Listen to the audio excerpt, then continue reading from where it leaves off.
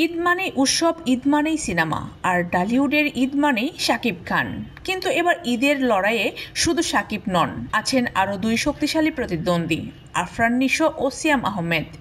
কে জিতবে ঈদের বক্স অফিসের যুদ্ধে? জানতে হলে দেখুন এই বিশেষ প্রতিবেদন। টলিউডের মেগাস্টার শাকিব খান এবার ফিরছেন বরবাদ নিয়ে।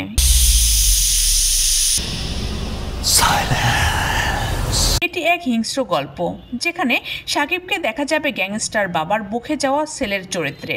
প্রতিশোধ, প্রেম ও সহিংসতায় ভরপুর এই সিনেমায় শাকিবের বিপরীতে আছেন ইতি কাপাল, আর তার প্রতিপক্ষ টলিউড তারকা যিশু সেনগুপ্ত।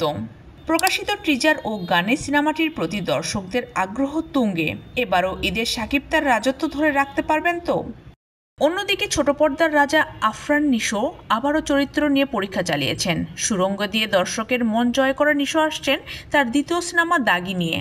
সিনেমার গল্প এখনও গোপন, তবে পরিচালকের ইঙ্গিত এটি হতে পারে শাকিবের বরবাদের বড় প্রতিদ্বন্দ্বী।